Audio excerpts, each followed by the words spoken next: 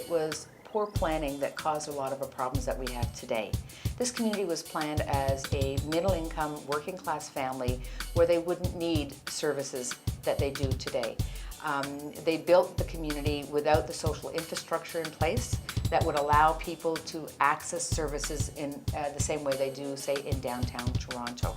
Many of the families in this community are headed by moms, single moms, and poverty is quite significant in this community. In one particular focus group, a woman saying, "I need somebody to believe in me." She said, you know, I can sing, and I really wanted to be on the Canadian Idol. And my father said, no, you can't do that. And she says, all my life, people have told me I can't do that. I need a place to go where people can believe in me. And so it was that kind of, emotion that really catches you, that you say, you gotta work on this. You gotta develop this proposal, and you gotta make it work for these particular group of women. There are a number of phases to the Women Moving Forward program. The first phase is 5 months, and the focus of phase 1 is really to help the women identify what their career path is, what their career options are, and the academic plan that is necessary to make that happen.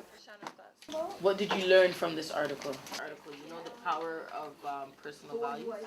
And so you can talk about the character and the character's choices and what the character is doing, or what you think about the character, but it makes you think about your own actions, your own beliefs, your own desires, and allows us to question things. I have 2 kids, a 9-year-old girl and a 4-year-old son, and I'm on welfare, and between decisions. And a lady in the building told me that they were having a thrift sale, and there I met Chad. She was outside selling the thrift sale, and she was telling me about the program and stuff. I was like, I want to do something like that, but with ladies, oh my gosh, I don't know, because I'm very shy. I came for the interview with Tanya, and since then my life has changed. Woman who comes in, one of the questions is, what inspires you to move forward? And I can tell you that every single mother has said their children. I got married at a young age, and then I had a baby. So we're living on our own, and he is 20 months old, and he just started daycare this week. And things are finally looking up for us. I'm here at the Women Moving Forward program to pursue my future and get my life on track for my daughter. I'm going to give each one of you a certificate and a butterfly. We're doing a very short ceremony to acknowledge and to celebrate the name of the new group of Women Moving Forward. When you chose the Queen Alexandra Birdwing, this butterfly is the largest butterfly in the butterfly kingdom. It's a butterfly in which the women, the females, are larger than the male. Phase 2 is 4 months, and the focus of phase 2 is creating a professional development plan. We introduced them to career planning and what career planning means. This is the early childhood assistant program that she graduated from, so I have enough for everybody to talking to people who have career in the field that they're thinking about. We also give them some testing, and after they've done all the research in their career, then they have to find out, am I still on my journey to go to post-secondary? How am I going to pay for it? What does it cost? Am I willing and able to do that? We don't want them to go into a career, spend money, spend 2-3 years, and then at the end say, I hate what I was doing. I always talk to them about, find something that you have a passion for. Once you have a passion for something, you're going to go forward. You're going to take an interest in what you're learning. I would say that I was isolated. I lacked stimulation. I lacked direction and positive support.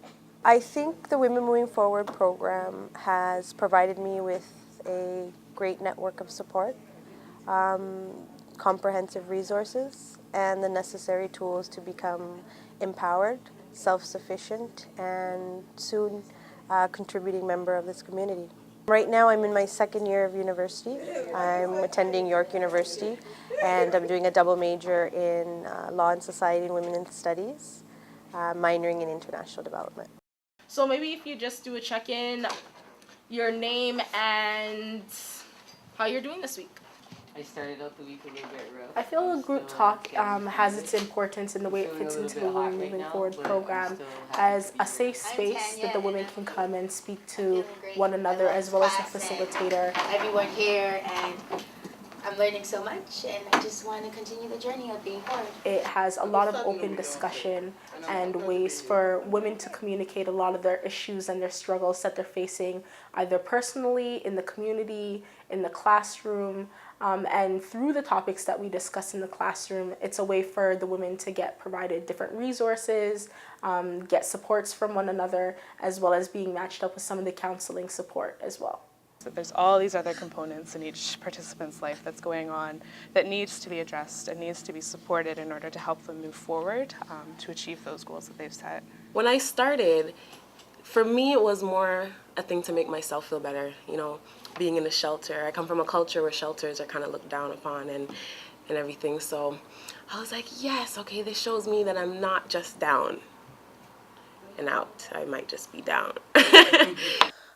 Phase 3, which is about a month to 6 weeks, focuses on figuring out how to prepare mentally for entering college and university, doing the technical things like applying for OSAP, securing childcare, understanding bus routes in terms of how to get to classes. So really becoming familiar with the campus and the idea of going to school.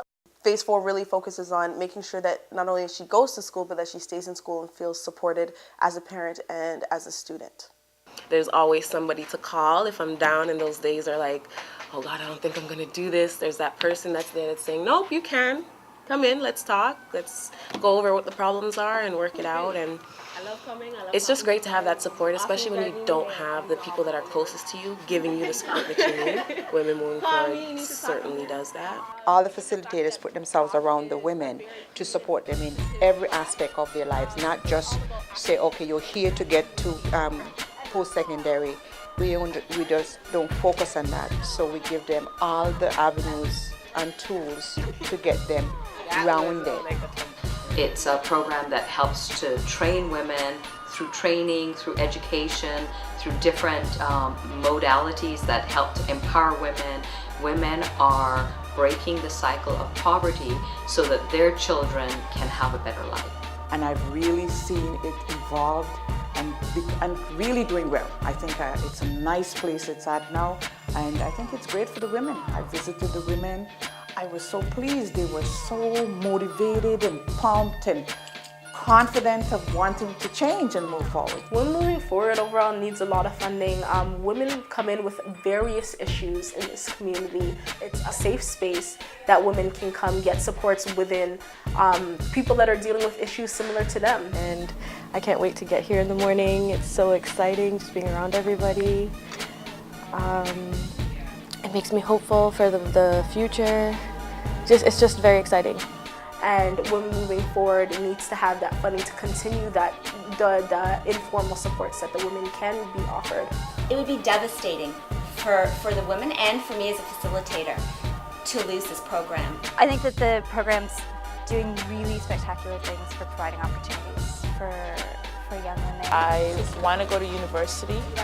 I want to further my education, and I feel that I needed the guidance to get there. Also being able to get, maintain, and sustain funding over a period of time is hugely important. And I know that I'm going to be able to do this for myself and my family. You find yourself, you look in depth in who you are, what we're capable of doing, what we can do to make ourselves stand out. And I want to fight so they can create a national holiday for single mothers. Inspired by or being shown the opportunity of how to break the cycle of poverty and coming to realize that poverty is not a crime. And then I bloom into a nice butterfly, which I'm going after my goals.